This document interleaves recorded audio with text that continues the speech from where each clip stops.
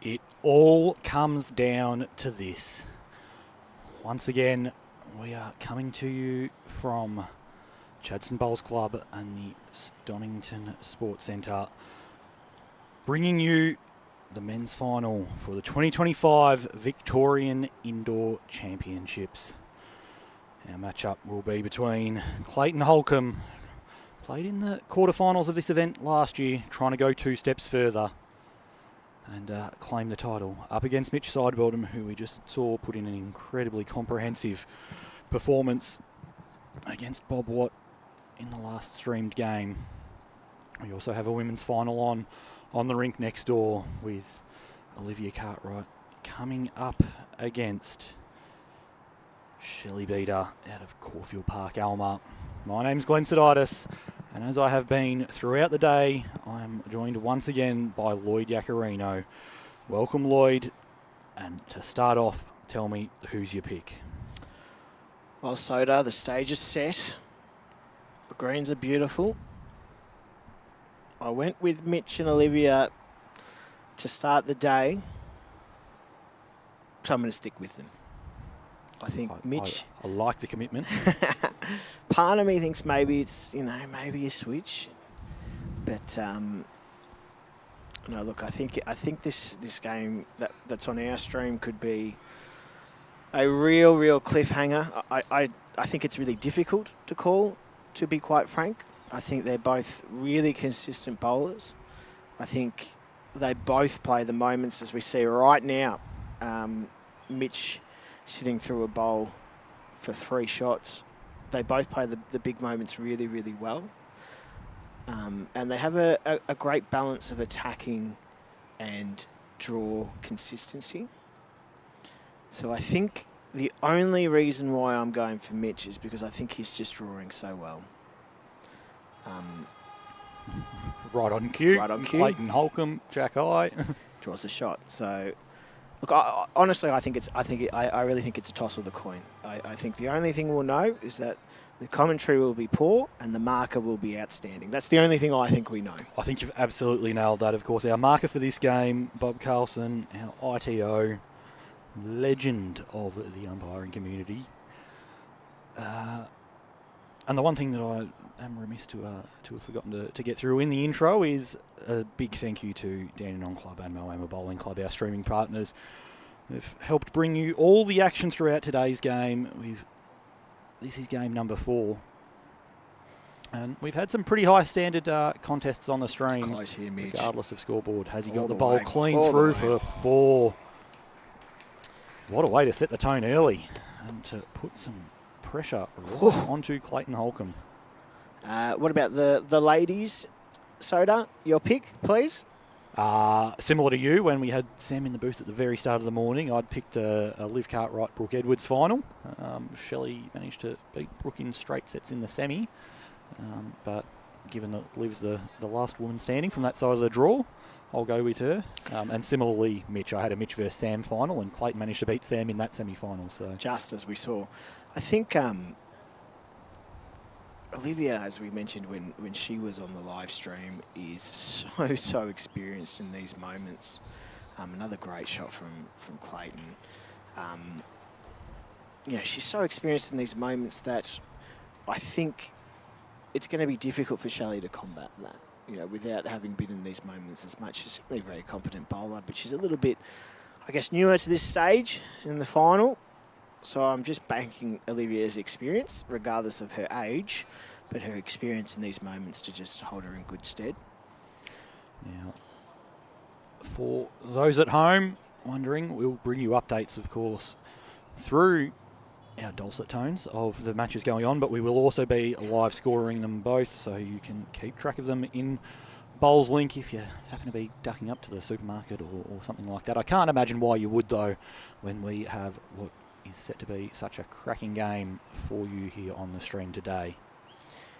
Yeah, I think I mentioned in the last game as well when we discussed Clayton, he did play in the VBL here last week at Chadstone, so he is familiar with these greens. He led and he played singles against Joseph Clark, representing MCC, so he certainly had a really good hit out and a tough singles game. Joseph was able to get over the line there, but what was a real trademark of Clayton's game was his last bowl, Soda.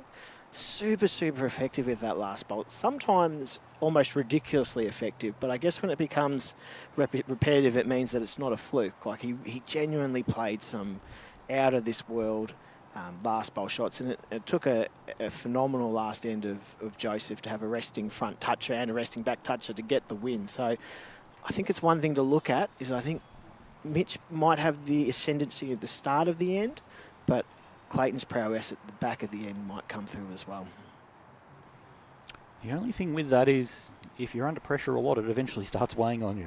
Yeah, I mean, that's what I kind of thought, and we spoke about me being a terrible supporter as well, but that's what I felt kind of last week, that eventually it would get him, but it didn't. I think Clayton, somehow, he's just got this really simple technique. He's got a really measured approach to the way that he does things. You know, he's a no-fuss kind of guy. And somehow he doesn't seem to be bothered by the moment at all. He just keeps going and keeps going. Yeah, pressure makes diamonds.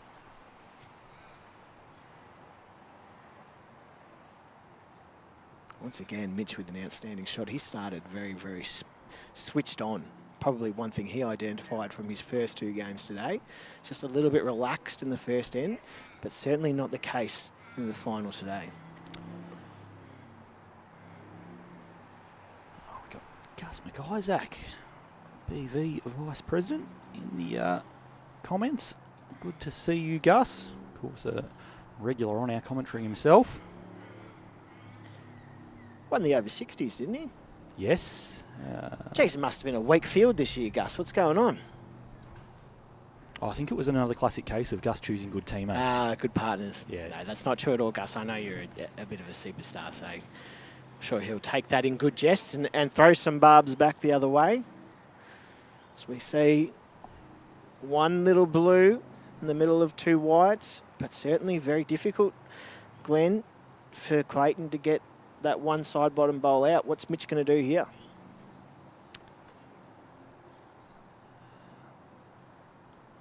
I think it's just a matter of trying and draw and get into that scoring zone beyond. Jack's not likely to go forwards, so what can we actually cover?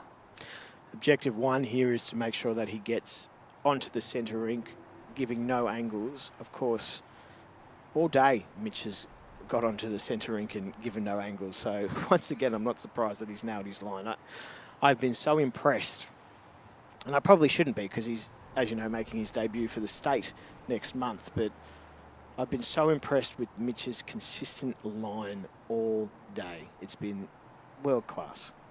Yeah, he's been in a wonderful vein of form. I'm just looking through the results here at the moment. He had a stellar Victorian Open where he was runner-up, leading in the men's triples in a team with a couple of other locals from Tally.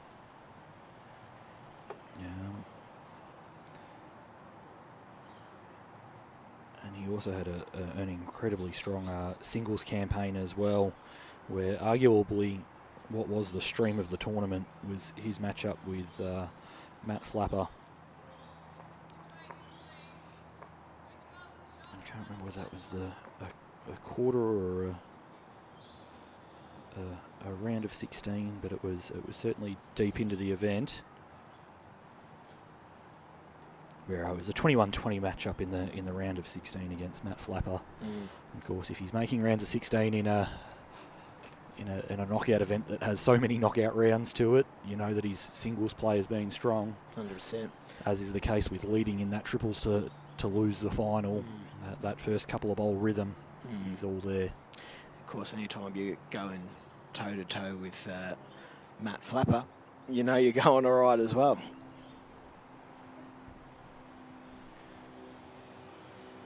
Lovely weight there from Mitch, just pinching that line underneath. Now, from the last game to this one, we have moved the rinks half a rink sideways. Just given that Mitch had been on the stream in the previous game, it was deemed the fairest way to make sure that he wasn't playing on the same rink twice in a row.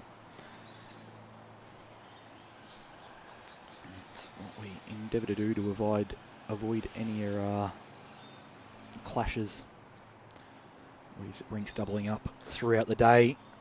Yeah, as we said earlier, that there might be a little bit of idiosyncrasies on that 1.5 to 2, but now we're on 2.5 to 3. So this will play very, very nicely like the rest of the rinks do at Chadstone, to be honest, Glenn. Yeah, for those at home, we've said throughout the day, green runs at about 14 3/4, maybe 15 seconds. It's one of the more consistent indoor domes from rink to rink across the entire green. If you go back and look at any of the streams throughout the day, you'll see the bowls arriving at the head in fairly similar profiles and shapes. No particular tight hand or wide hand. Very little in the way of idiosyncrasies.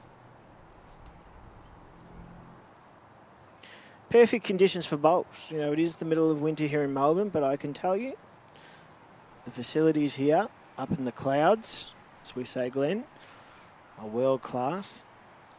And they show top bowls like this as Mitch goes hunting for the jack and he gets it out on the slice. Changes the look of the head completely. Yeah, lots of room there now. I would imagine that he won't be holding shot after this bowl from Clayton.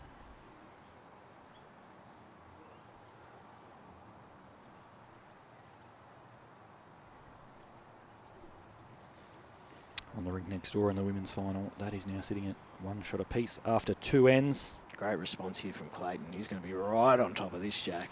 That's what you want to do. Off-centre jack, it's not the easiest thing to do on a surface like this where there hasn't been too much time throughout the day needing to differ your lines. Certainly not. Did just hold a little fraction, but it's also given it a little gap. It's going to be interesting to see how Mitch approaches this. What's his mindset like today? Is this going to be a trail the jack? Is it going to be a draw shot? Is it going to be just straight at it, Soda? Yeah, I think he just backs his draw early in the game, wanting to find that rhythm, find a line out there in case he has to play that shot at a later, more important part of the game as well. Afternoon, Shane Hafner in the comments. It's close for the jack again, Soda. What a shot. Played it nicely. It's done enough. Clayton gives the polite clap on the thigh as he sees it arrive.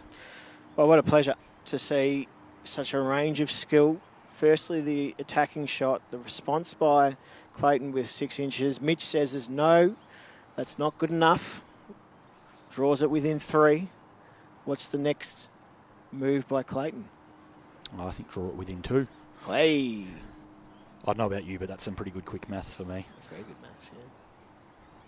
Saying that, I stumped you before when I did the Mitch not needing hard. to pick up 2 to not draw hard. the set and call it a game. Just a bit underneath on that line from Clayton. Was searching for the bowl to make a couple. Good weight for it. But another one. And we've seen this trend a bit throughout the games today. 3 singles to start off a set. It's a really strong point, Soda. I think pulling those ends together in succession has been a trademark of what Mitch has been able to do. So even if he does drop a number, he's winning ends so consistently that he's allowing himself to get back into the contest or take a lead, as we're seeing here.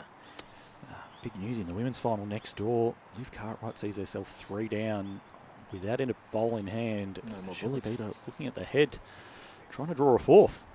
That would be Mitch was on the mat ready to go and then looked up and just needed that jack to move a little bit. I reckon it probably needs to go back the way it was from this angle. Wouldn't be questioning Bobby Carlson. Mitch, that's your first. But no, I'm sure he knows what's going on out there. But as we've seen, the standard of this game to start, it could be a millimetre or 2 in it. That makes the difference.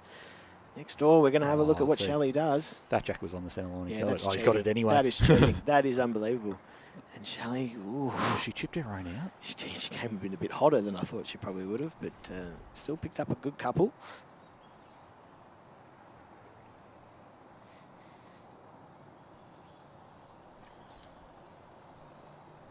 Of course, $7,000 prize pool here for the Victorian Indoor Championships. Each of the winners will walk away with $1,200. Runners up with $600.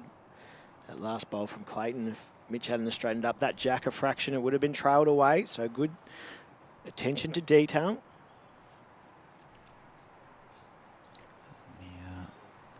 ends up being just a 2 for Shelley Beater. So very important here, and we've spoken a lot about Mitch's consistent line, but when you've got that bowl like it is right now, touching it at the front, you don't want to open any angles up or pop that out into a more vulnerable position. So quite like that second shot of Mitch. Just make sure that it's passed. If it's a little bit on the high side, the angle of the jack on bowl is certainly an advantageous position for him. So very smart bowling, and now the switch of hand again, just to make sure that no targets are offered to the opponent and cover up those 2 white balls if you can as well. And this looks like a delightful shot, Glenn. Great home. I mean, that's just so good, isn't it?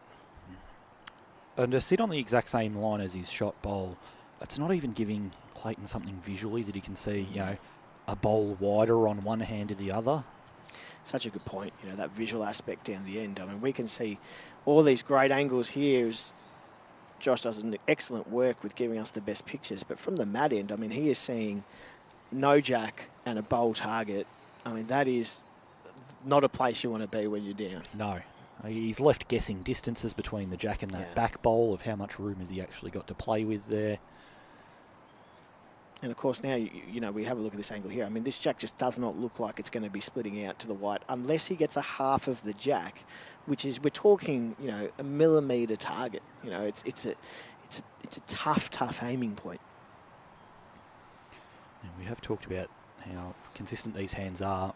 I think the hardest thing for Mitch here is actually missing the centre line to get out to those whites if that's what he's trying to do. And that has to be what he's going to do. Risk versus reward. I can't see Clayton trying to go any kind of weight through this, because if he does get it wrong, you know, he's 3, maybe 4 down. So Mitch can certainly play this with confidence. He's a good-looking line, but he's turning hard late. He's played this very well. I'm very happy with that. Again, if there's any sort of weight that Clayton's playing here, I mean, it's popping out really to the blue side. So I think a second shot draw here has got to be the way. If you can draw the shot, even better, but there's just far too much risk here for Clayton to come in with any sort of weight. As you can see there, Mitch Sidebottom using Dreamline XGs. Clayton using a bowl that I hadn't heard of before. It's the Drake's Pride LS125. He changed into them a couple of months ago. Of course, Bobby Carlson is saying it's only 1. So in that case, you know, you can quite confidently draw on the forehand, Glenn. Doesn't look on their camera here to be 1, but as I said, I'd never doubt Bobby.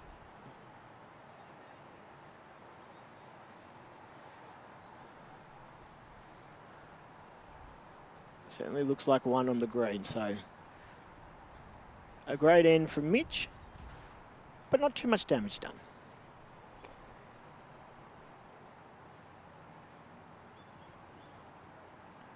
Just being very careful to not move the jack as he pulls that bowl out. So that's when I'm doing it. I move the bowl a little bit closer to my bowls. You see there's a little bit of accidentals.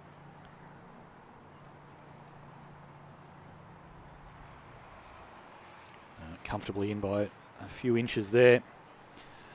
And another wonder, Mitch, as he collects 4 singles to open up this Victorian Indoor Championships men's final. It was the second year that we've run this event. Last year's winners were Colin Veenendaal and Kelly McCarron. We'll be seeing 2 new names on the trophy this year. These players, and every player that has been at Chadstone Bowls Club and the Stonington Sports Centre today, will be seen up at the Australian Indoor Championships from the 11th to 14th of August up at Tweed Heads. And this a good chance for them to tidy up the games and get a bit more match practice in before they venture on that campaign as well. And another lovely starter from Mitch Sidebottom there. It's found his range, really, hasn't he?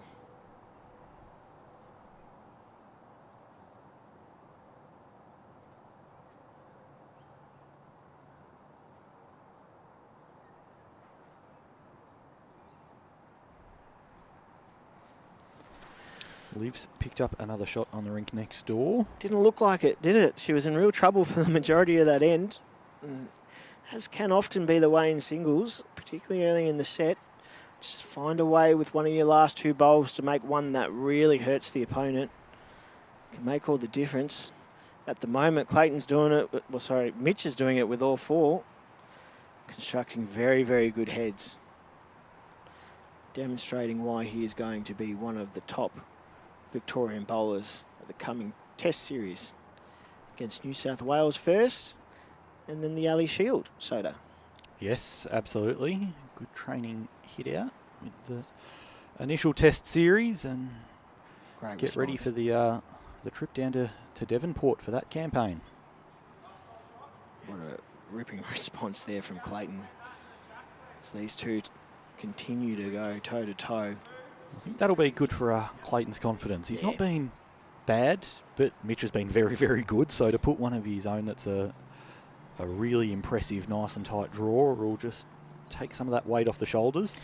Yeah, 100%. And that's the other thing that's probably going through his mind. He says, yeah, I'm playing really well, but I'm just not quite doing enough to get the shot. So it's a bit of a deep breath moment and just say, okay, I'm not chasing this end. Let's see what he's got to offer. Wasn't far away with that bowl.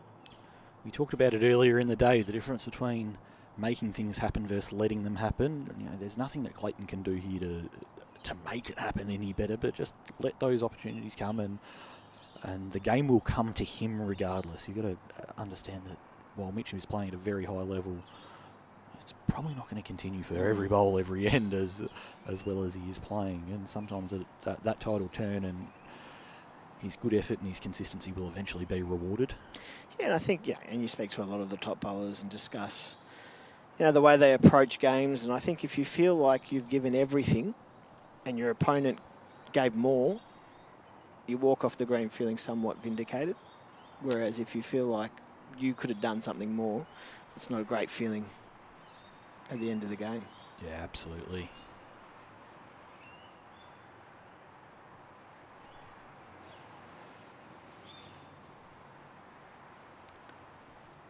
All that being said, Mitch is having a good look at this one. Soda, I think he's close. I think he's real close. An effort. Gets the jack through and moves the bowl out. Me. Makes two. Shot of the day here from Mitch so far. Just refuses to lay up on the pressure. And that bit of confidence that Clayton was just taking from absolutely nailing one with a draw shot and just let the air out of the balloon there. Jeez, what have I got to do to get a shot against this bloke? What have I got to do? That's the type of thinking there's. But you got to get rid of that, don't you? And just keep going through your process. As I've said, I back him to draw this. Commentator's curse. It looks very close. It looks very, very close. He hasn't got the speed. It's rolling up. Oh, my goodness. Are you even a commentator if you can't curse him properly? Oh, my goodness. Well bowled. Outstanding. There you were, putting the moz on, and task successfully failed, Lloyd. Yeah, look, I was going, because I'm going for... You've tipped Mitch and you're wanting to see that result. Yeah, I'm going for Mitch because, Clayton beat my friend Sammy Rogers, so I'm got to protect him.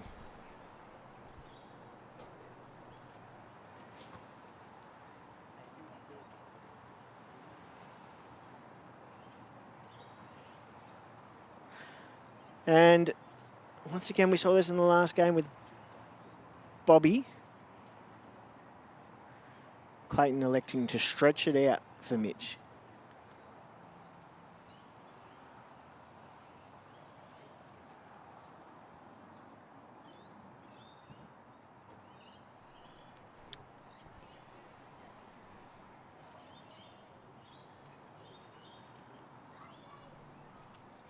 Strong starter there from Clayton. That's what you want to see. Gets the jack and manages to nail it.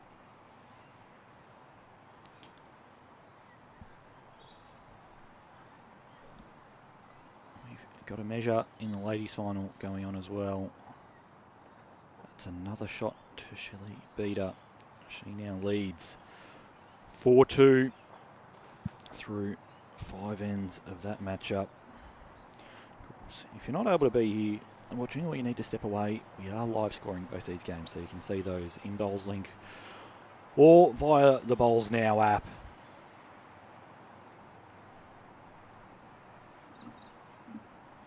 And sure enough, we give credit to Clayton. He wins the mat, changes the links, nails it with his first bowl. It's probably the loosest bowl that we've seen from Mitch in this match so far, finishing 2.5 feet short. So in a place now where he's just going to try and slide under his own. He did force the hand change from Clayton, to be fair.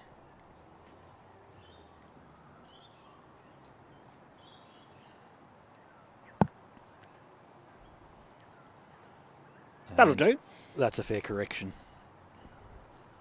Gave himself a little bit of a license there. Knew that he could hit his first one up, could get underneath it and land Clayton's bowl or get Jack as he did. But you've still got to go back and actually make that positive change.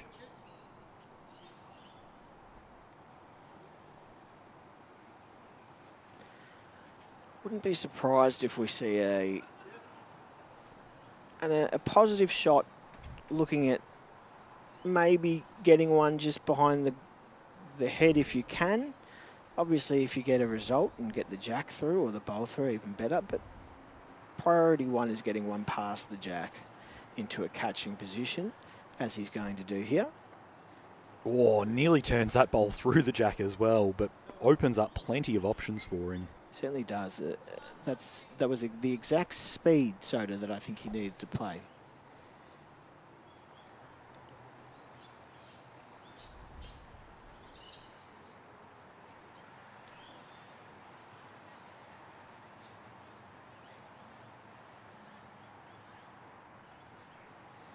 Pretty conservative line from Mitch there. Similarly, just trying to get in a good area. But he's fallen short again. Well, big chance here, I think, for Clayton to punish those shorter bowls there from Mitch's to try and get some jack movement here. Even if it doesn't work out perfectly, really punish those two short bowls from Mitch. He was looking at the head from the forehand side there. Knows that if he gets underneath, he can sit his own bowl and stay. Can also get Mitch's bowl on the running surface. And if he doesn't get it full, slicing it through the jack is also favourable. It's unfortunate that probably he doesn't quite have the bowls in the head to do as much damage as he could, but certainly still needs to be really positive at this and look for any jack movement. Yeah, he does have the two deepest bowls in the rink, with Mitch having none beyond it. It's going to need to do some turning from there, though. He doesn't want to get caught up on the blue. Does so, but I don't think he's knocked it in quite far enough for shot. It's not a huge result. Mitch having a good look. Of course, after dropping one last end, he's got the last bowl. Now, big opportunity for him, if he is only holding the one, to try and turn that white ball one roll, make 3 and take a 7-1 lead, which after 6 ends would be incredibly strong position to be in. Yeah, and it's not the worst option. I actually think it's probably, in terms of risk reward, not a bad one to play. Is if you miss it on the high side, great, but if you can sit that bowl for 3, you're giving yourself a very strong position. If you do tend to roll the jack over for 1 down, there's probably not enough bowls in the area for it to be more than 1 down from Clayton. So just not the head that he probably wanted Clayton to attack at. Does look to be playing that side. I think it's turning quick. Yeah. Oh. That could be enough, though, Soda. Probably done enough for the second.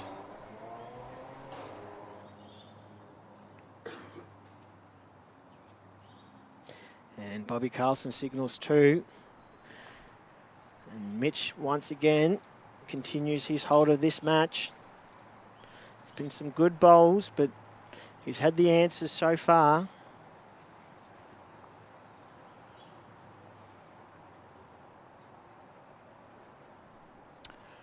Shots to 1 as we look at the rink next door while Bobby Carlson's spotting that jack. It appears that Shelley might have another shot against Liv Cartwright. Liv with 1 bowler left to play. Shelley currently leading that match up 4 shots to 2 through 5 ends. We are playing sets play, 2 9-end sets with a 3-end tiebreaker if required. A lot of confidence there from Mitch. He left the chalk on. He had a feeling he was going to touch the jack. That's when you're at a new level of bowls. He's got the big grin on his face too. Correct. You could just see in the background there. Well, that's it. I mean, some people leave the chalk on and then go nowhere near the jack. But if you hit the jack and you've got the chalk on, I mean, you look like a bit of a genius. Talking about genius, here comes Clayton. He's drawn the shot. See, for me, it's just I'm so few and far between when I get touches that I like to harness that memory and keep it on as long as possible. That's a great call. It reminds me of better times and better bowls played. And talking about better bowls, this might be just better here from Mitch. Not quite enough pace. It does frame that head nicely for him though now. Very strong position.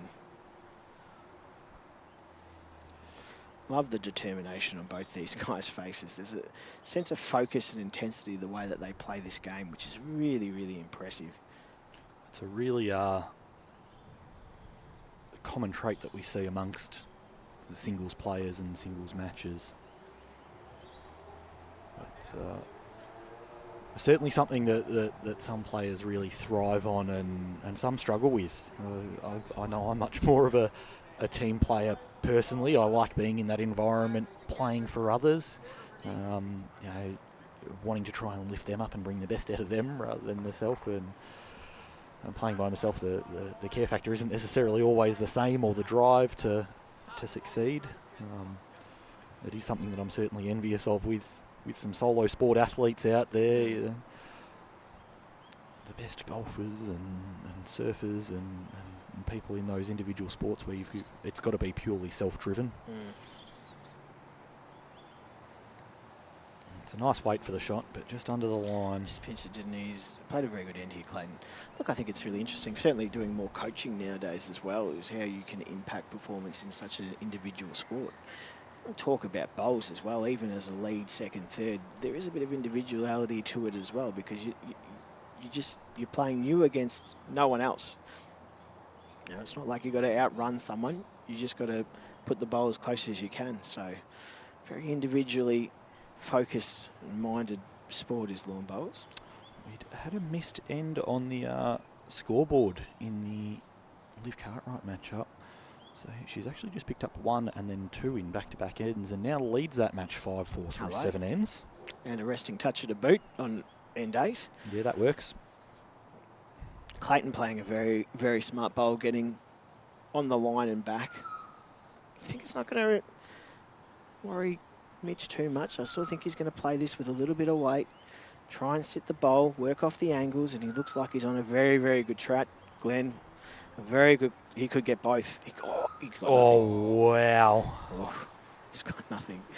Thought for a second there he might just feather off the white, and then he's ended up holding through that gap. Let's have a look at it. Yeah. It's a perfect situation of my long-time coach, Barry Jackett, classic line is, it's not the shot you play, it's the pace you play it. And he was probably just a little bit hot there. As much as we say, oh, very unlucky to get through that hole, if he plays 3 feet less weight, the bowl's turning a little bit more, the hole doesn't exist. He either makes contact with the front bowl and walks up, or he turns wider for his own blue and turns it down. That hole doesn't exist with less weight because your bowl's turning through that gap more. Yeah, look, I certainly have always believed that, and people often talk about missing gaps, and I do believe if you play the right weight, you won't miss gaps. However, he was very unlucky not to get both those bowls there and be in a really good position. So there is an element of luck to it as well, I think. We're having a look at the second.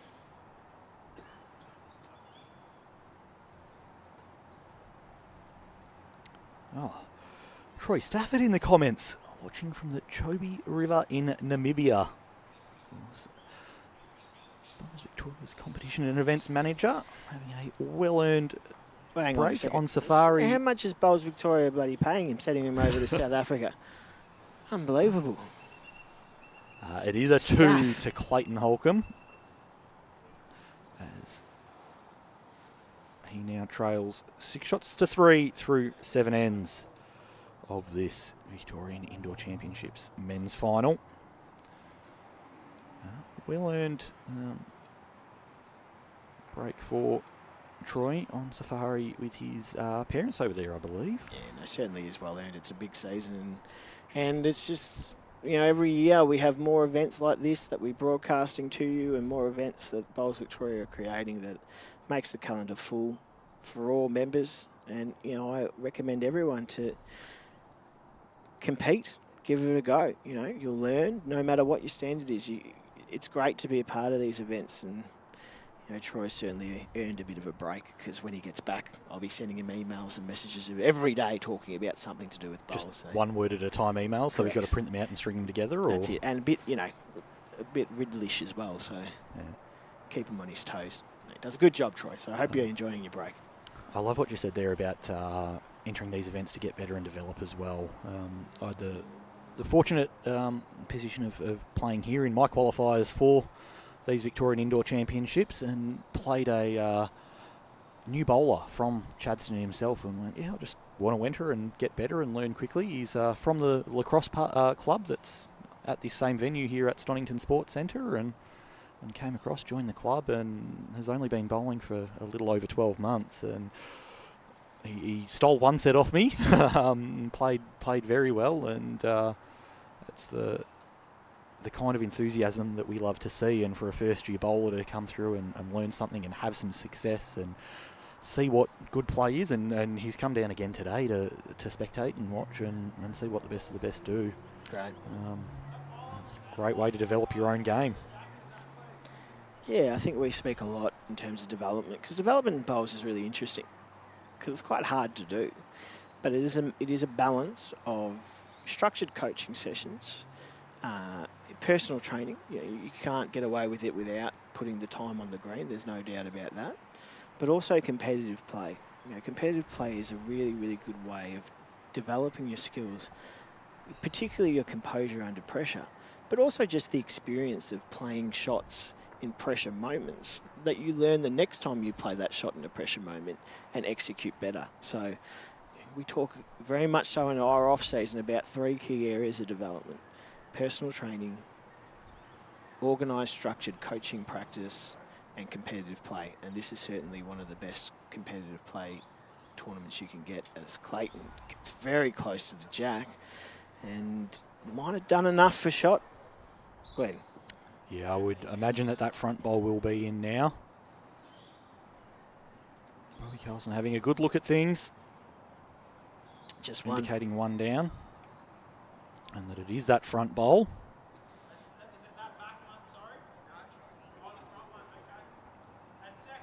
Mitch just asking the question of whether it's the back or front.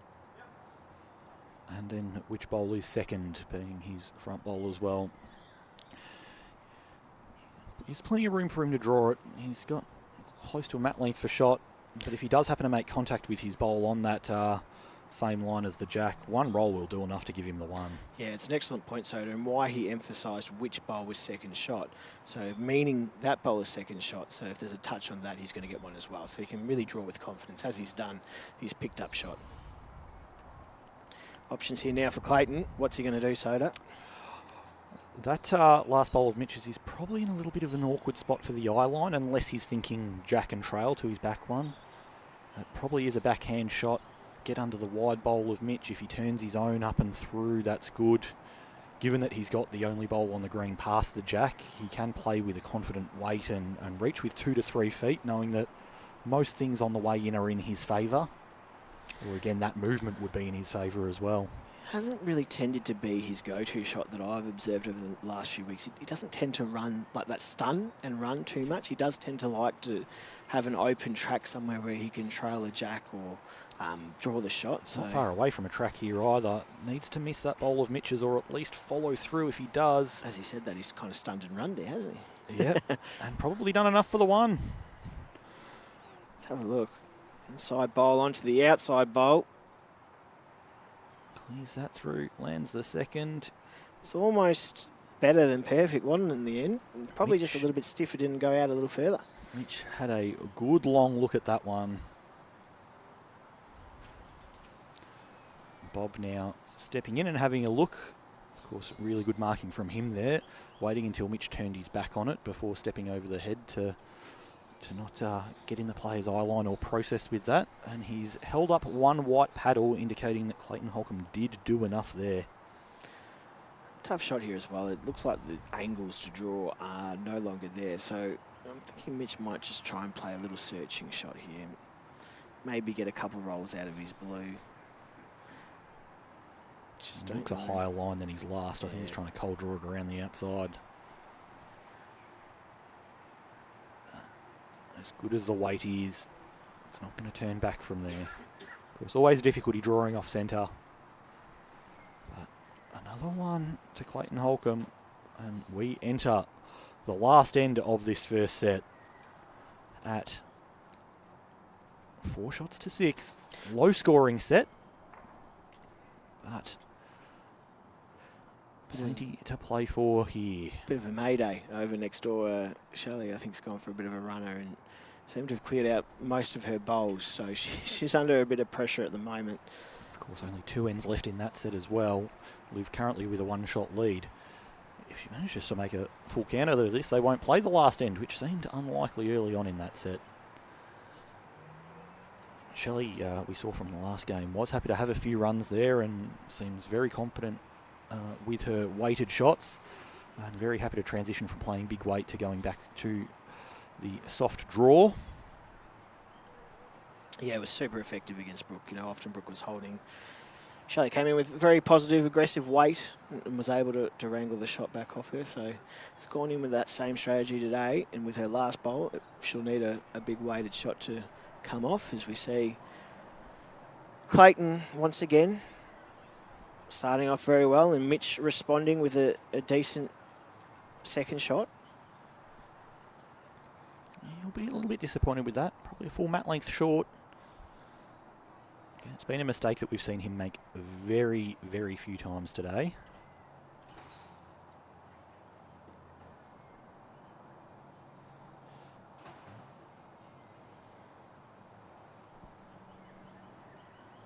Liv Cartwright did manage to put that 4th bowl in. You can kind of see in the background there, just near the scoreboard, 4 bowls on a postage stamp. And Shelley looking at the head while 4 down. It's not a great head to look at, is it? You don't feel great having a look and seeing none of your bowls there and 4 of your opponents. The only thing with it is it's nice and wide, so if she does want to play weight again, it is a good size target, as Mitch side bottom comes down here and once again draws the shot. Beautiful. Yeah, look, I can't see Shelley having any other option there but to play weight. I think it is a bit of an all or nothing at this stage. If she can get it, she picks up 1, goes all square into the last end. If she misses, the set's over.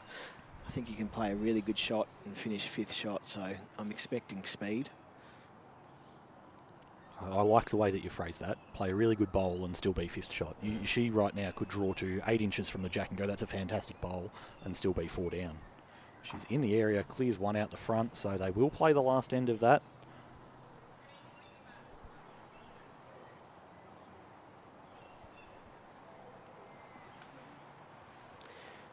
So I think Mitch will be saying, I'll just stay far away from this jack here, and I'm going to cover the 3 white bowls. 1 down here is fine. Does not want to drop more than 1. So I'd be very surprised to see him play anything but a kind of covering shot.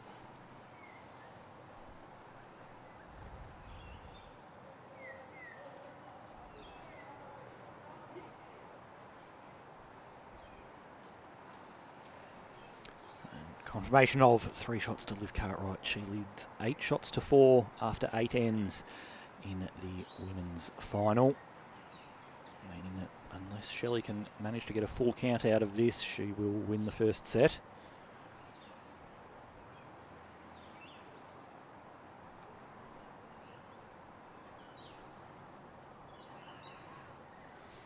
Mitch with some movement there, and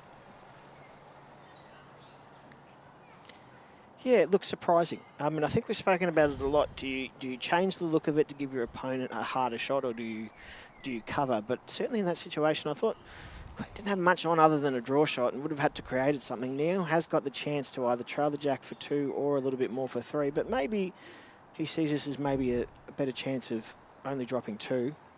Backs himself in the draw. So The thing with that bowl of Mitch's is it's not just given Clayton the opportunity to draw the set. Now he's got a genuine chance and a genuine shot to win it. From this position of being 2 shots up last end, can afford to drop 1. Now he's crossing everything imaginable to out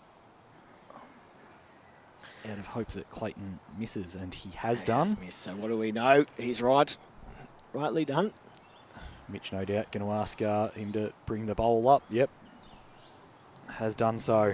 And that will conclude our first set. A 7-shot-to-4 win to Mitch Sidebottom. And he will have the mat to start set number 2. Once again, we see next door in the ladies' final, Olivia right on the jack again, with Shelley a little way behind. The things you run into when you start playing with weight, it does get you out of that draw rhythm a bit. So the only thing with that, though, is that Shelley needs to make 4 shots this end. She does, so it's a good point. Maybe a little two bowls 6 feet past, not too far away from each other, is giving her that chance. And Liv hasn't covered it. No, Liv's kind of saying, go for it. I think Shelley will be playing that 6 to 7 feet away backhand trail again, trying to be perfect here.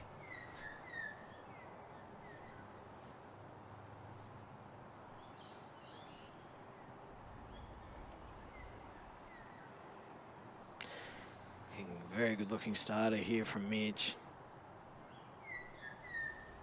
Very, very beautiful line once again. Shelley has put 2 bowls in the ditch, playing big weight, which means that Liv will win that first set of their matchup. Yeah, it's one of those things, isn't it? I think you have to be a little bit careful in sets play, that you don't go too heavy too early, because you don't want to lose your draw rhythm for end 1 of the next set, do you? You don't want to give up on the set, but you know, you also want to make sure you're getting ready for the next second set, where the scores are reset, aren't they, Soda? Yeah, absolutely. Now, speaking of second sets, Clayton Holcomb, throughout his journey of this Victorian Indoor Championships, has won a couple of tiebreakers. The final at City Memorial to qualify through. He beat Darren Gordon, dropping the first set 7-8, won the second 12-6, and was pretty comfortable in a 5-zip tiebreaker win. Of course, his semi-final to get to this matchup, we showed you the very end of, beating Sam Rogers 10-4, lost the second set 5-7, and then prevailed 2-1 in that tiebreaker. So he'll certainly have some confidence if it goes to that place that that he can take care of business there. And Mitch has certainly played at a very, very high level. You know, at any way you look at it, he's played very, very well. So I think from Clayton's experience, and certainly singles experience, he'd be saying, look, just hang in there, keep playing well, keep putting the bowls in the good area, and give yourself a chance towards the end of this set to make my way into a tiebreaker. And a tiebreaker, anything can happen, as we saw in that last game. Anything can happen in a tiebreaker.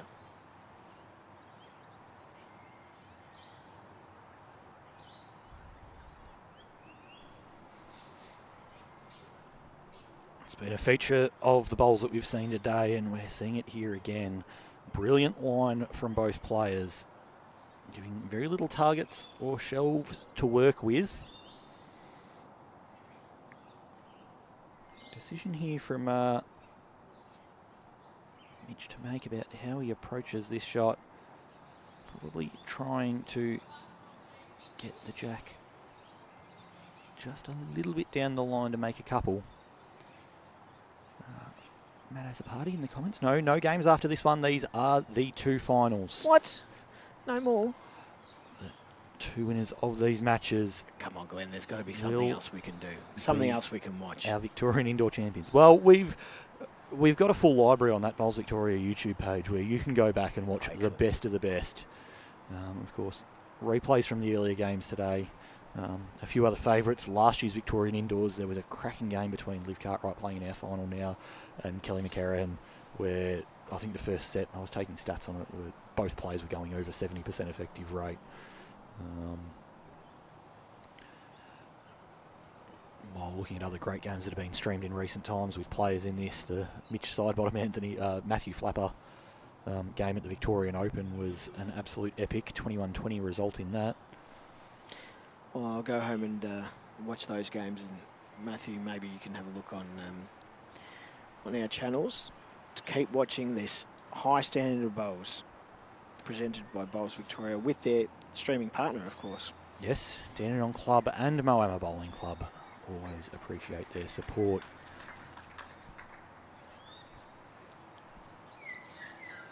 Lovely effort there from Clayton, but just lacking that bit of weight. Hold on for the one. Probably an intentionally conservative draw there. He'll get the opening shot to start this second set of the Victorian Indoor Championships men's final.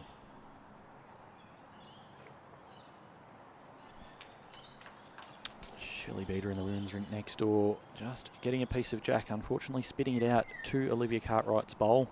End one of the second set underway there as well. We are live scoring these matches, so you can keep track of them in Bowls Link or on the Bowls Now app.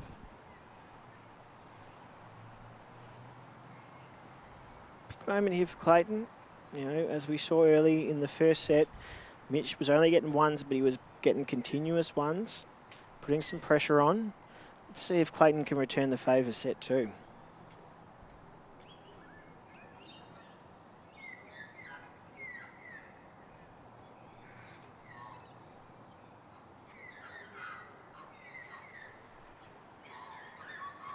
I'm talking about good games from last year.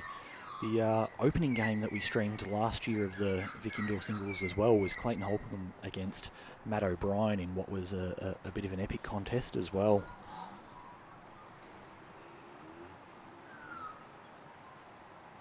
How important do you think the exposure on the stream is to performing well?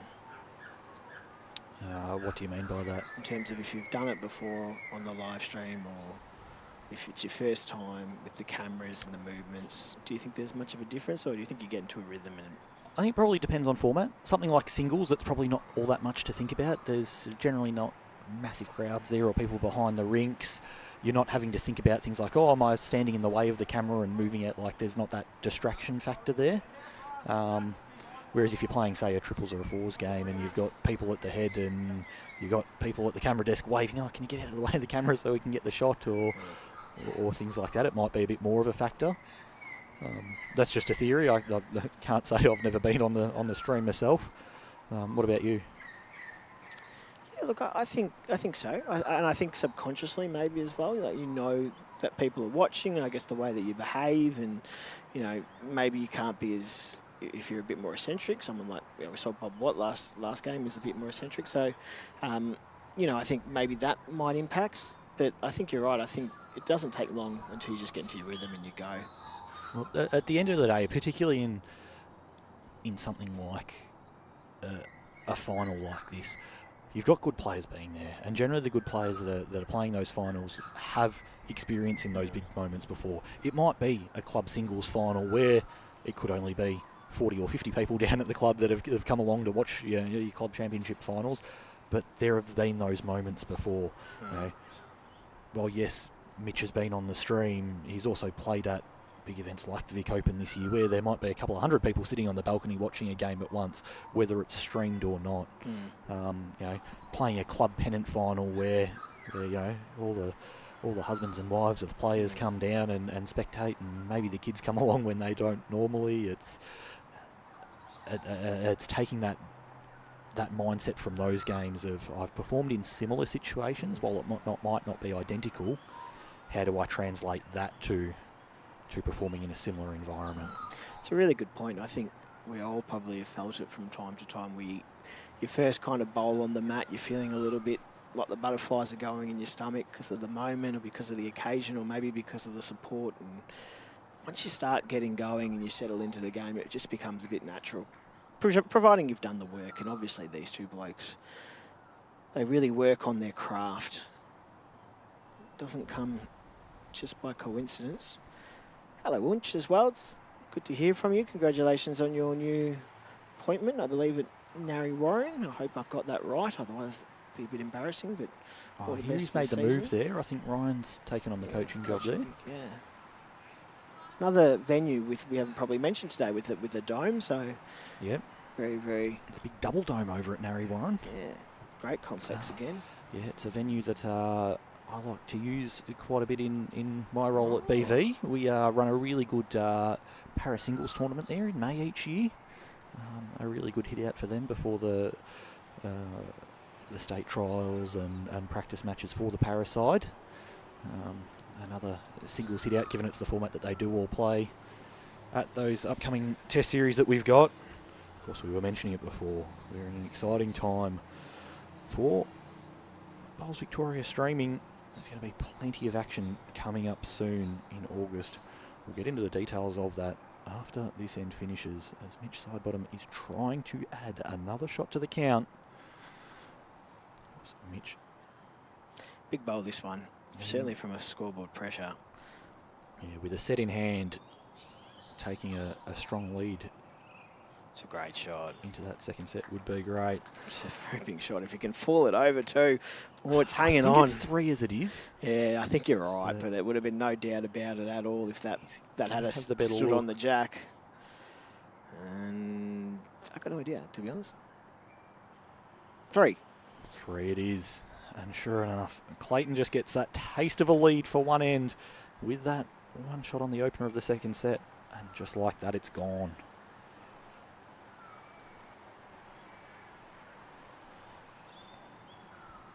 But no, plenty of streaming action coming up. We have a under 18 test tri series against New South Wales and Queensland being played at Club Sunbury, our partner for junior bowls here in Bowls Victoria. We then move on to the over 60s and the para-state sides playing a test series against New South Wales at the Dandenong Club. And that will also be streamed on top of the under 18s. And then once we're done with that, we move on to the open sides and have the Victorian Thunder and the Victorian Lightning sides coming out and playing New South Wales, also at the Dandenong Club. Once they're wrapped up, we'll see the players here head up to the Australian Indoor Championships,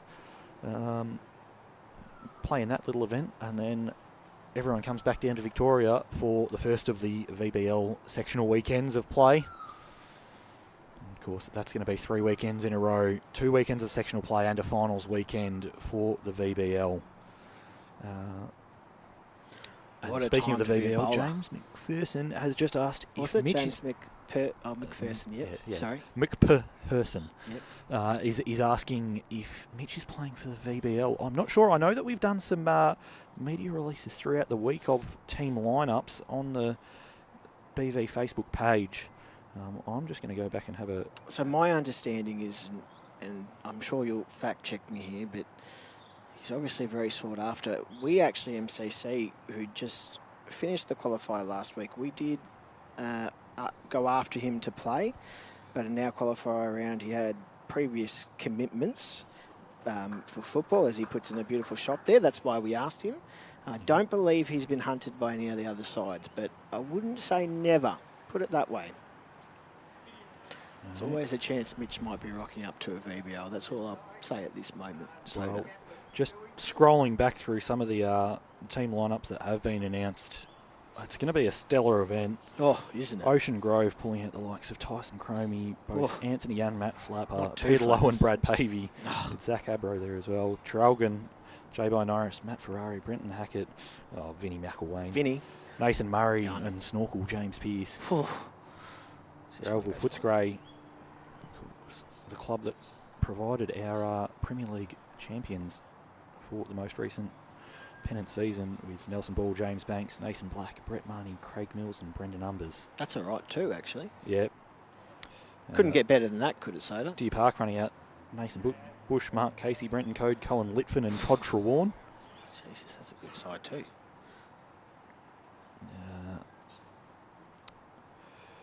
Bandura, Chris Carswell, Matt Curter, Ben MacArthur, Caleb Shaw, Liam Turner, Corey Wedlock.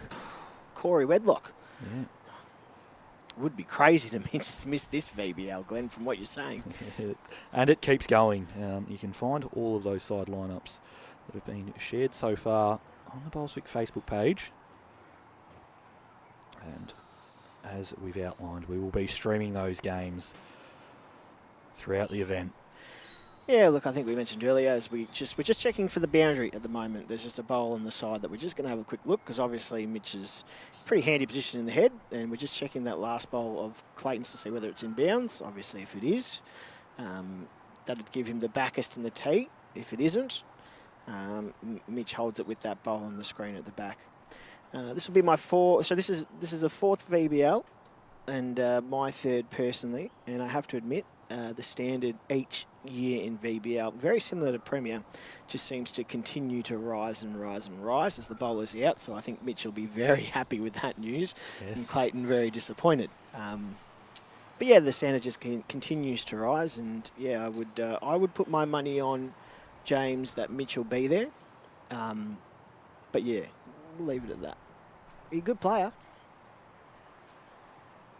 Weren't you just saying that Mitch would have to be one of the most underrated players in the country? Yeah, absolutely. And as we've said already, his last 6 to 12 months has just been sublime. Really big performances at the Victorian Open. Very strong at through State Champs Week and events of the like.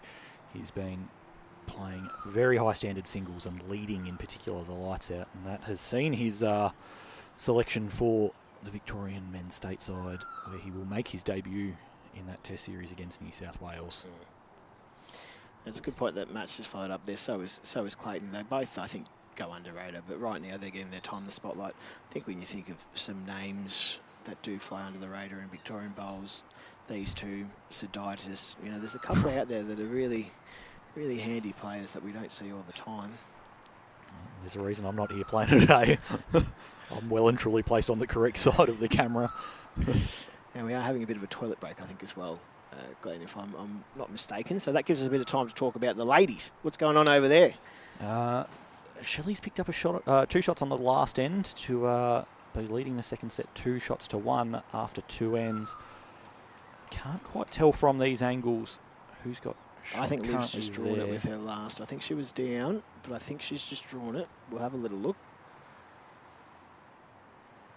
Yep, she has. She's drawn the shot with her last. Liv won that first set fairly comprehensively, having picked up a 4 on the last end when Shelley needed a 4 of her own. But with that being said, I think that the set was very tight up into probably Yes. that last 3 ends, and then Liv was able to pick up a couple of bigger numbers towards the end, which is what we spoke about earlier, is that Olivia may be young in age, but very experienced in terms of how much she's won and the opportunities she's had to play at the highest level. Lots of bowls maturity. And beyond that, growing up in a family of bowlers as well, has had plenty of opportunities to play tournaments and train with the brothers and dad and go through that that repetition where you really develop a full game. Now, I think there's no option here. I think he's going to put away that runner he did, what seemed quite a little while ago. And I think he's just going to try and draw this off on the forehand. And if he can get a little touch of the jack, bonus, but just a nice clean draw on the forehand. Yeah. 1 down is nice. 2 deepest bowls on the rink and a chance to turn the blue bowl through to make it even worse than that. A conservative draw here is certainly the way to go. He's on a good line, but he's just not sent it. Lacking a couple of feet of weight. And it will be another 1 to Mitch Sidebottom. Leading 4 shots to 1 in the second set after 3 ends. He's got the first set tied up, making a very good case for why he may be our Victorian Indoor Championship men's singles winner for 2025. It's not finished yet, though. Clayton has certainly shown that he'll be able to fight back here. Yeah, it's been a really interesting day. There's been some really, really competitive matches and some close tiebreak wins. We haven't really experienced that on the live stream games, though, have we? So I expect Clayton to climb back into this game and this to be a tiebreaker. It's just been one of those days where you think you know what's going to happen and things go a different direction. And this is the start, Soda.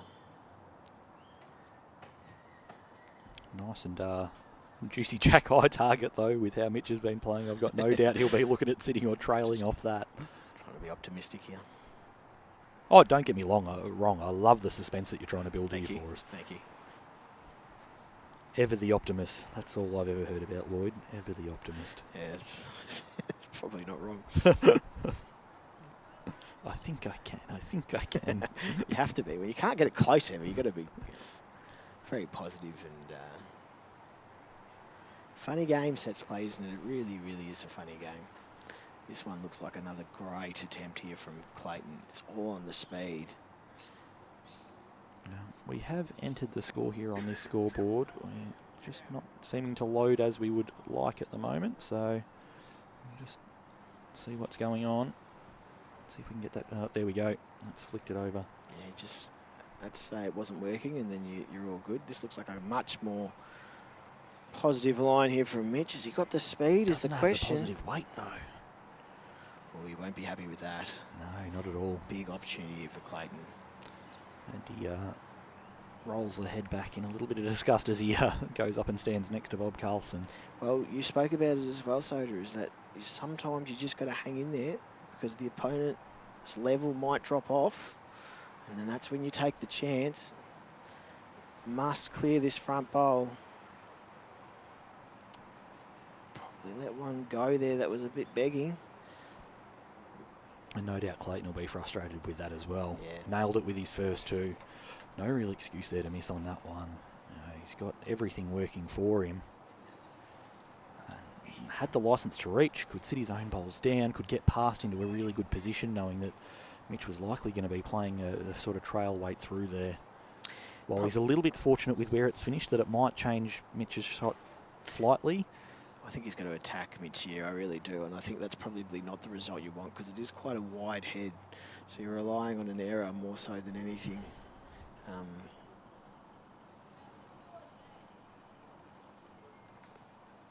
Be very surprised if this is anything but quite solid weight from Mitch. Here it comes. It's very close. Needs It's to clear tailing. the front. Oh, wow. No, When it's going your way, it is going your way. And yeah. yes, he has certainly played some stellar bowls to put himself in a strong position.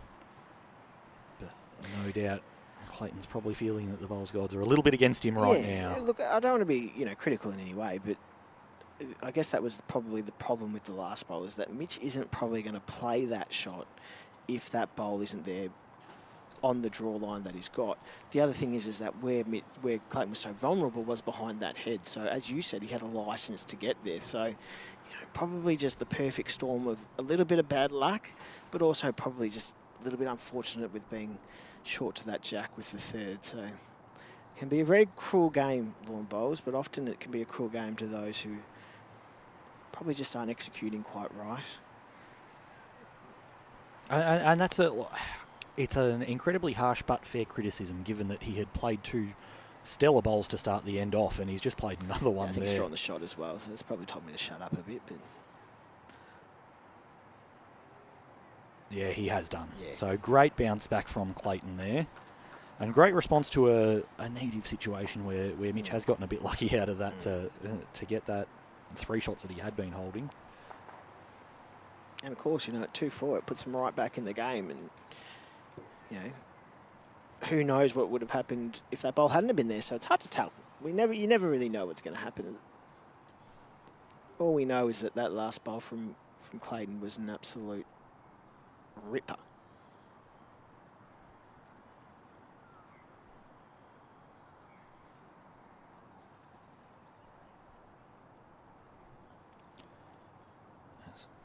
Just for an update on the rink next door in the women's final, Shelley Beater picked up a 1 on the most recent end completed there. She leads Olivia Cartwright 3-2 after 4 ends in the second set. Liv Cartwright won the first set there.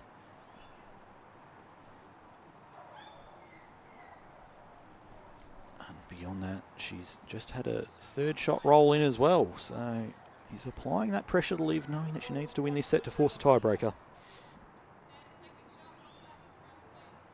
What a start from Clayton there. I mean, that really is. You know, and sometimes it is maybe just a little error that you make that's got you say, okay, come on, I'm in this contest. I'm really in this contest. My opponent might have just dropped off just that fraction, and I'm going to take this chance now to make my move. And that bowl there was such a good start from Clayton. We've seen it happen a few times now, though. Clayton draws an absolute blinder. Mitch then comes up a mat length short, and Clayton's forced to change hands with his second bowl. It's amazing that we see these trends come throughout the game, and it was a very similar head structure in this direction a while ago, and that has opened right up. Yeah, it's such a good shot. That's just the worst result possible.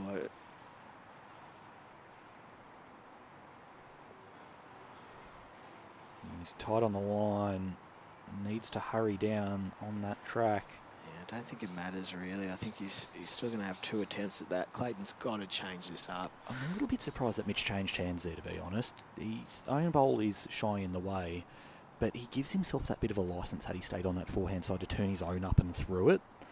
Probably frames it really nicely as if I just get under mine, I know I've got contact with one of the bowls. Changing hands and playing that open backhand side, I'm not sure quite gives him quite as much to work with.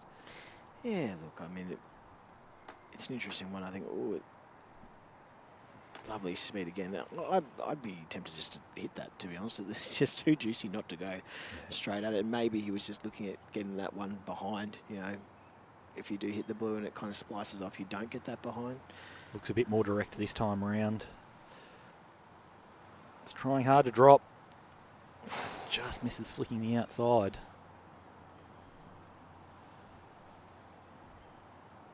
Now, Mitch does have a bigger drive than he's using here at the moment, and it's something that we often do see from players on indoor surfaces and on artificial greens, is that they do tone that back. Sometimes that feeling of a little bit of a bounce and not necessarily that same absorption that a natural grass green gives you on those weighted shots to sort of take the bump out of it and take the wobble out. Got to shut the door here, Clayton. He really does. You know, this is a great opportunity. If he can get a couple of rolls out of that left bowl of his, right bowl on screen, even get that jack across the line, can put a really, really difficult situation for Mitch. You just got to change this head in some shape or form. And well, he's not built the target. Yeah, but look, he's changed it. Yeah. Mitch probably more looking at kill now than... oh, mate, just go bang, straight at it. You know, I'm not mucking around. Rather than trying to get the jack through or one bowl like he had been previously. Kill goes out. One down at the respot. Yeah, look, I think it's just a hit. It's just to hit this head with as much pace as you can. The other interesting part out of this is if Mitch doesn't make contact here, he'll have dropped 3 and had 3 consecutive weighted shots at it. How does he adjust next end? He switched over to the forehand side. That's a good point. He's got contact through the front. That's a bad result. Clears 2 bowls out, but one of them may have hung around just enough. I think it's just going to be the 2 shots. So I think what you're saying here is, so if he plays this shot a little bit earlier, you know, that entire complexion of that end changes. You know, I just think he played it far too late with his 4th. I would have liked to have seen that aggression early, but I can see the reasoning behind him, what he was trying to do. But sometimes you just need to get it a little bit earlier than that. And the consequences now 2 shots to Clayton and a 4-4 after 5. You're on, Lloyd. You're talking about the tiebreaker, and we're back in business. Had a feeling. Nostradamus over here.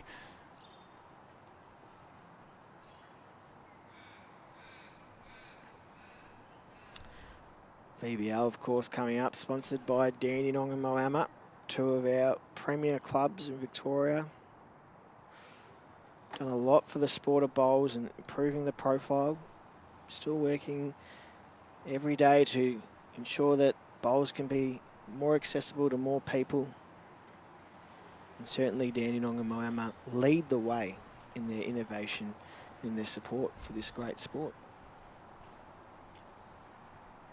Another 2 shots to Liv Cartwright on the rink next door sees her retake the lead in the second set, 4 shots to 3 through 5 ends. She has the first set locked up as well.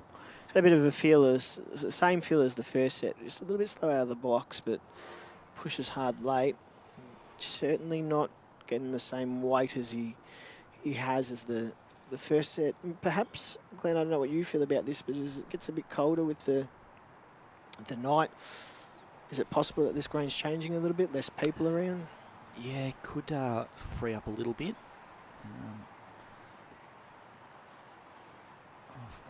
I had the night session here in the 2024 Vic Indoors, and it was certainly fresh that night, but I'm not sure I've noted that much difference between the daytime and the evening.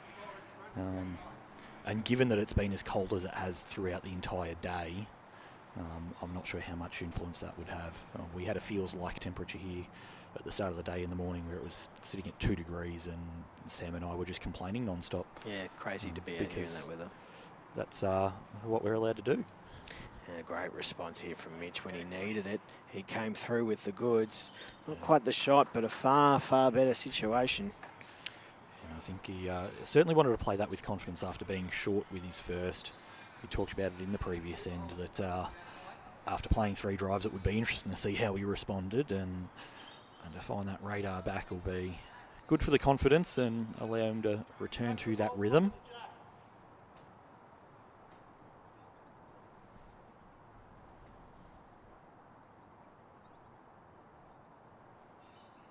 Clayton in a good area here. Chance to get underneath and sit Mitch's bowl through. That's what he'll be looking for and has done. A little bit of help from a friend, but beautiful weight.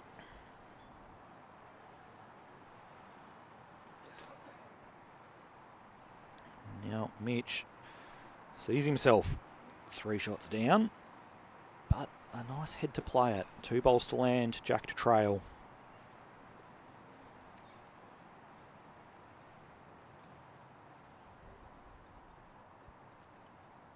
Playing a searching weight.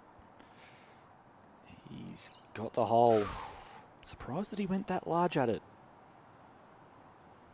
Throughout the day, Mitch Sidebottom has been relentless on the draw. We've seen 3 weighted shots last end and another this end. Could this be the change in the game? It throws a real spanner in the works, and it's just that lack of rhythm that he's had. Yeah, you picked it up. To be honest, Glenn, when you do start playing some more aggressive shots, it does impact your draw shots. And when I say it impacts it, obviously it's not going to be forever, but it just takes a little bit of time to get back zoned in. And maybe we've just seen a little bit of a drop-off in standard. Another shot to Shelley Beater on the rink next door. Squares that set back up at 4 shots apiece. Beautiful set there by Clayton. Beautiful set. Getting the back covered. There's not many options here for Mitch, other than a little sit of the bowl or a dead draw. And at this point now, I think it really does need to be draw weight. He's got a mat length to play with to get 3rd shot, which keeps him fighting on through the match.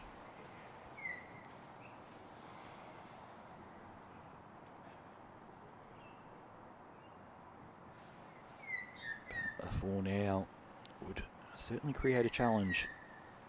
With only 3 ends to play after this one. He's in a better area though. Can he get the jack right through? For jack clean. That'll be enough. I think that'll be enough. I think at worst he's probably 1 down. I gather that the jack stayed in bounds. Yeah, Marcus having a good look. Bob's having a good look over the peg there.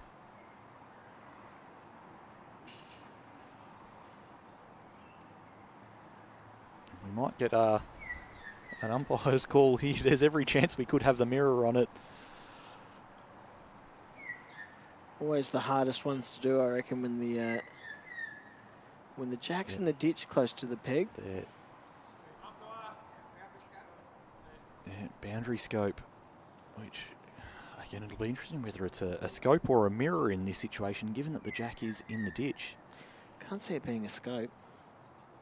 Unless the scope's high enough place that it can sort of see down, angled down onto that jack. Be another short break. Yeah, Steve has grabbed the mirror to take that up the other end and assess it that way. Yeah, good decision there from the umpire to get the mirror out. And it gives us a chance to have a look at this ladies' game with Liv holding just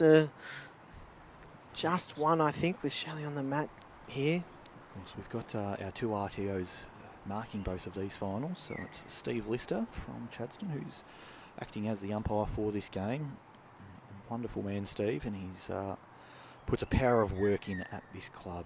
He's coordinated all of the markers and volunteers throughout today and through the qualifying rounds that were here. No doubt would have had a big part last weekend in the VBL as well. Certainly did a great and he's job. indicated that the jack is out of bounds, so it will get respotted, and I think that might mean that Clayton will end up with the shot. Yeah, correct. It certainly was It'll be close, but good one to win for Clayton. There's Liv over there. I think she might have drawn the shot. Can have a quick look at what Scott Cassidy, our other ITO, does. Yep, so it's 1 to Liv. And it's 1 to Clayton here. All happening at the Stonington Sports Centre, home of Chadstone Bowling Club, for the 2025 Victorian Indoor Championships. Clayton now leading that second set, 5 shots to 4 through 6 ends. Must win this set to force it to a tiebreaker. Shelley's just drawn back the shot over there, so she's holding one with 1 to go. Look, I think it's probably a good little break and play that boundary peg for Mitch, just to, regain some thoughts and get thinking back into that rhythm earlier, because Clayton's certainly gone up a level. Yeah, and that time after playing a running shot, being excited for it, spinning a jack into the ditch, elevated heart rate, can he just calm himself down that bit and take a few minutes to go, all right, let's get back to the task at hand?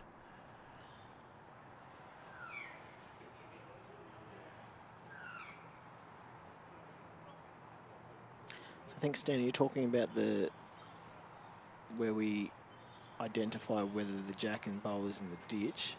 So they shouldn't be, they are not part of the peg. They're just... No, they're the ditch indicators, so that ditch indicators. If a bowl or jack goes into the ditch, you can see where it is. That's all that was taken off the top of those pegs. So it's more like a storage space for them rather than being part of the peg, if that makes avoid sense. the tripping hazard by placing them over the top of the peg. Great response here from Clayton. He's got it all the way. What? 3 outstanding bowls to start this end. We're starting to heat up here, Glenn. Are we? I can tell you. I'm shivering. It may be cold on the sidelines, but it's getting warm on the green because the boys are starting to really show their skills. I reckon this might just be another response here from Mitch Sidebottom. It looks very close. No, it's a lovely track. Looks very Does it close. have the journey to clear the Oh, ball, it's or got will the it work journey. off it? It's got the journey, Glenn, It's got because the we're ball heating and up. it's flopped down. We are heating up at Chadstone. It's get your jumpers off, get your beanies off. We've reached a scorching 11 degrees It's here 11 at Stonington Sports Centre. And these guys are saying, this is how we play the game.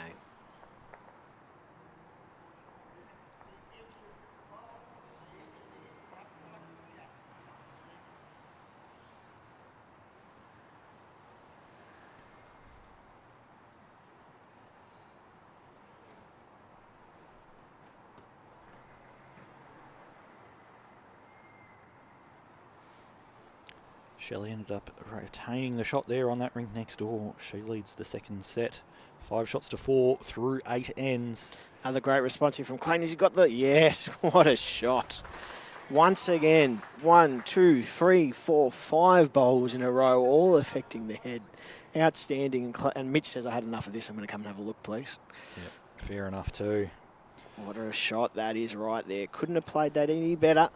If had to walk down and put the bowls there.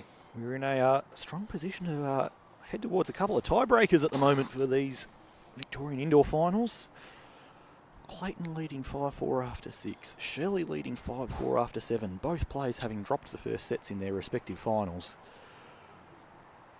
3 games in sectional, 3 knockout plays, 2 games today. Comes down to this game for these 4 players. They've booked their spot in Tweed. What they're looking now is to be crowned the 2nd Victorian Indoor Champion. And the level of bowls has gone to new heights. And you're right, Lloyd, it's 13 degrees but feels like 8.3, so it is heating up. It felt like up. 2 in the morning. Here we go. Looking to sit on that wider bowl. He's in a very good track, Glenn. Don't tell me it's 6 in a row. Don't tell me. Can he get the It split of couldn't both be of 6 them? in a row. He's got 1. Oh, what a great shot that is. Saying that, 1 down, very good result out of that, and he will have last bowl. Now has the option to just spit the jack down that line of foot if he can get his own through the white. Interesting decision for Clayton as well, because obviously he doesn't want to build this target. He's got good coverage. Look how close he is to getting this perfectly. If it is a millimetre inside and he gets the fatter side of that white, he's getting the jack as well. Be interesting to see what Clayton plays here. I think he might be pretty happy to stay away, in all honesty. It's a pretty good one, and any chance of adding a second is probably a chance of building a target for Mitch to play a shot fairly similar to what he's just done. But he is humming, Soda. He's in the groove, and I just have a feeling he might say, I'm going to put this bowl 2 inches directly behind. That's what I got a feeling. Good area. God wants to clear the jack now. Wants to Doesn't clear the want to jack. flop down there and build a target. Ooh. Probably a... Not a... Yeah, look. I think a crack the egg, perhaps, Soda. Yeah, he's got to be so gentle with it, though. So I mean, the gentle. jack goes a foot, and it's great. It goes 2 foot, and he's back to 1 down. Or realistically, it doesn't go 2 feet. It goes 15 inches instead of 12. Yeah. I think the point being, though, is he's 1 down anyway, so you might as well have a little look at this. You just don't want to play too much weight. Yeah, he doesn't want to turn the bowl through with the jack Yeah. and have it travel beyond his Correct. deepest bowl. And perhaps, and that's why I think that last ball of Clayton, albeit a good effort, maybe he's just given him a little bit more of an option to be a bit softer at it, so he can use that white bowl to take a bit of pace off. Certainly by no means an easy Shelley shot. Beater playing weight next door while 3 shots down. Definitely 2 down.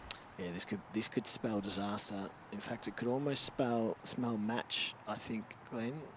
No, not quite. She is leading 5-4 in that second set, so if she drops a 4, she Okay. would have a chance to get a 4 in the last. You've got to keep. You're better at the match situation than I am, I think. So, very hard shot for Mitch, and just hung past wide, unfortunately. 1 down's not bad for him there.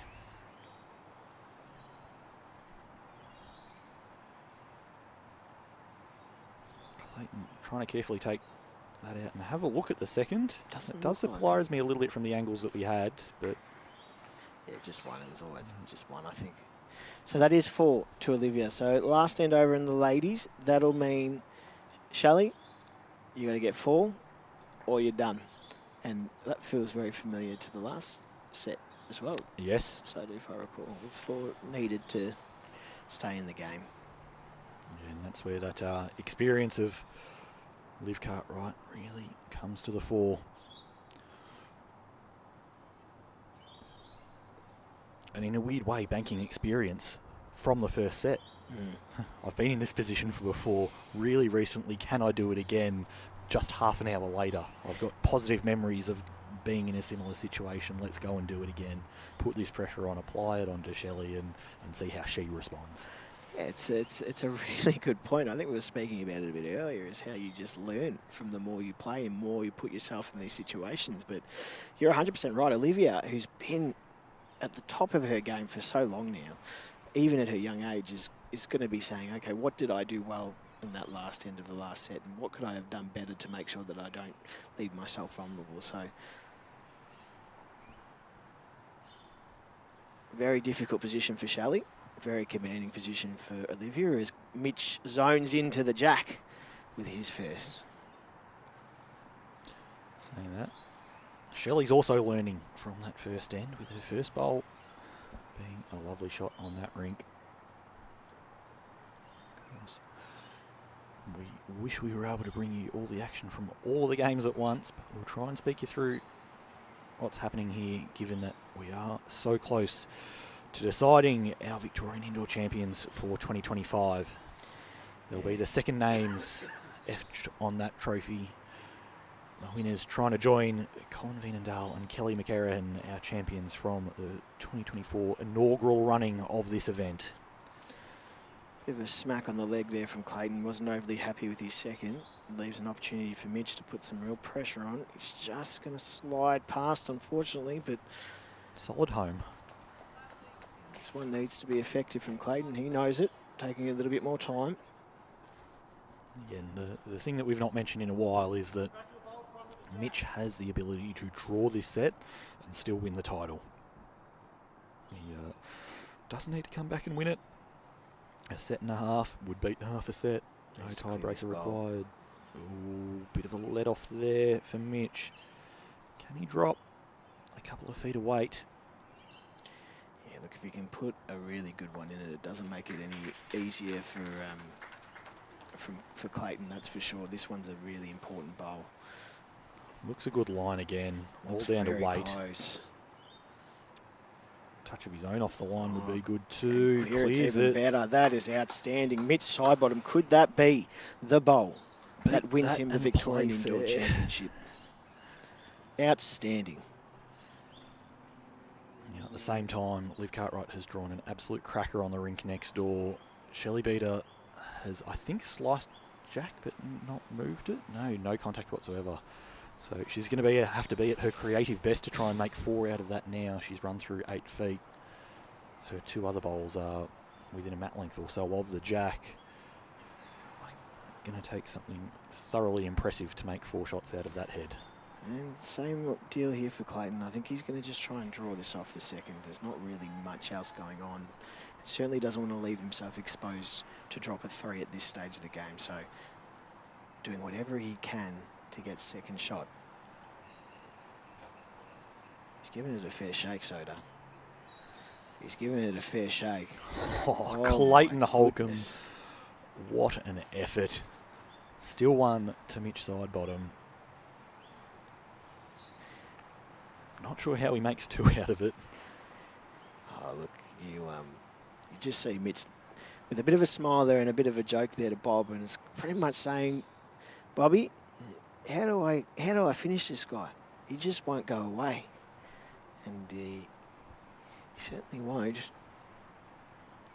Shelley Beater playing weight to try and trail and slice against Liv Cartwright. She's not quite done it. And your 2025 Victorian Indoor Championships women's champion will be Olivia Cartwright out of Moama Bowling Club. Congratulations to a sublime player in sublime form. And also a huge congratulations to Shelley for her efforts making that final. Mitch elected not to play his last bowl on the stream rink there. Took the one. Having a bit of a thought as what length to play here as well. Mitch just was going to come right up to the minimum, and then he thought, no, you know what, I might take it back and go to the minimum the other way. But just if we can spend a moment on Olivia, because I think it's probably deserving enough to do so. She's now won the Victorian Indoor Championships. Had to win a lot of games to get here. Compliment Shelley on her performance. I think she probably outdid expectations of what we thought would happen this, today and in this event, but certainly didn't feel like she was disgraced in any way. Really, really pushed Olivia. Olivia just was able to win the big ends and the big moments. But that now is after a bronze medal in the Lions Cup in Singapore last week with Jessie Cattell, representing Australia. She goes into the Australian Indoor Championships, and I think she has to be one of the big favourites for that event, Soda. Absolutely.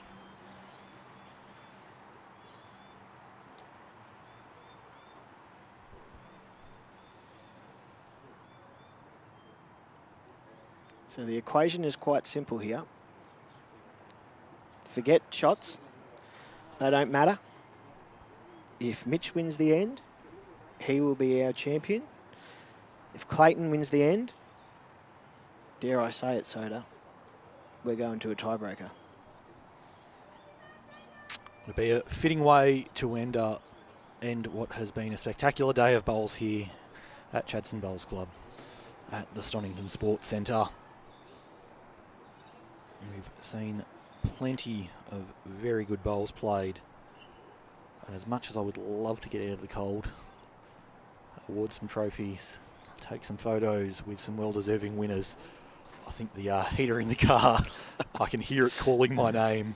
Yeah, cameraman is just agreeing with you with a gentle nod there. I think he's done an outstanding job today as well. We should say the stream has been higher standard, and without the man behind the curtain changing all the angles and zooming in and zooming out, and doing so from ridiculous hours in the morning where it's cold and not very appealing to be out. He's done a great job, thank you. But of course this action is not finished yet.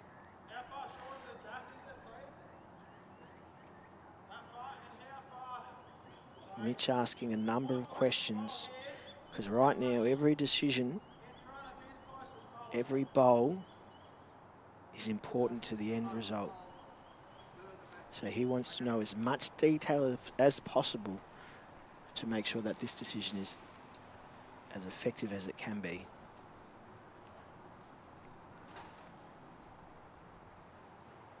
Big forehand draw shot coming up.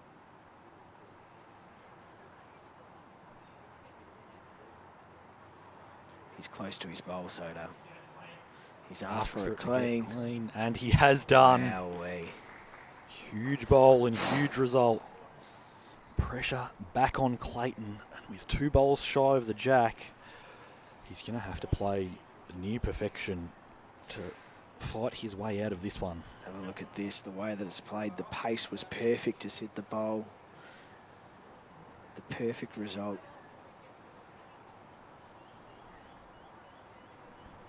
Cometh the moment. And the man today, Mitch Sidebottom, one hand on the trophy. Can Clayton rip it off?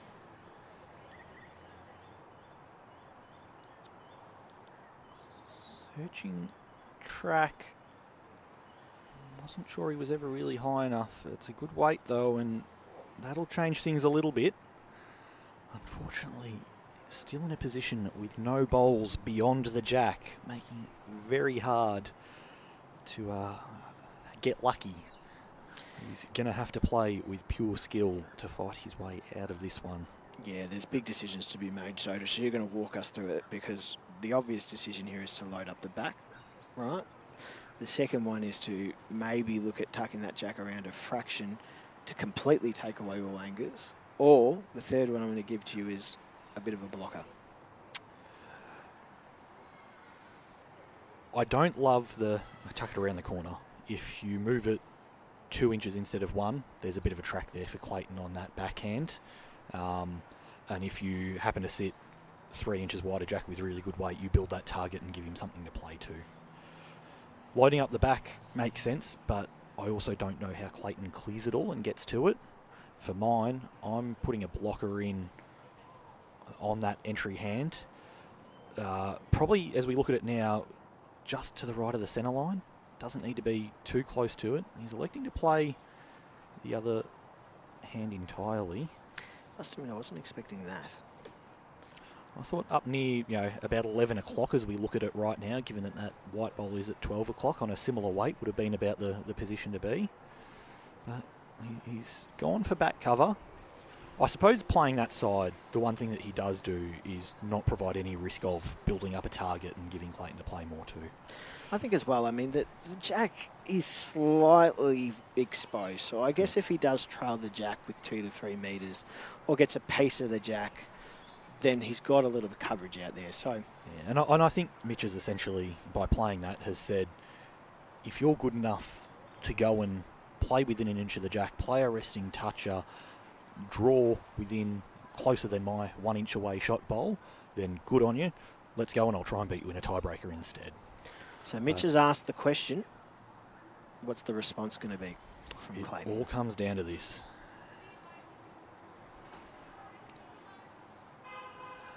Looks to be a slightly wider line than his last. Does he So- have the weight to drop? He's close. He's going to coast by. And your 2025 Victorian Indoor Men's Champion will be Mitch Sidebottom out of Tallygaroopna. Runner-up Clayton Holcomb out of Ararat VRI. Congratulations to Mitch on a stellar campaign. He's dropped, let me just have a quick look. He's dropped 2 sets through the entire event, and both of those were on his sectional play rounds. And that means our 2 champions will be Mitch Sidebottom out of Tallygaroopna, Olivia Cartwright out of Moama Bowling Club. We thank you for tuning in to BVTV. We thank our streaming partners Dandenong Club and Moama Bowling Club.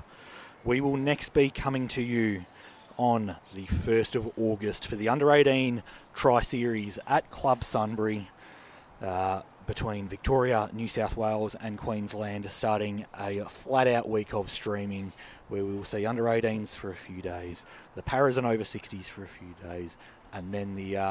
oh, look at us on camera. No one wants to see that, Josh. Followed by the open state sides for a few days. Thank you to the man who has swung that camera around, Josh, for another spectacular performance on the decks today, giving us all of that footage. Thank you for the man next to me, Lloyd Yacarino, for a spectacular day of commentary. Thank you to all the viewers at home, and we will see you soon on BVTV.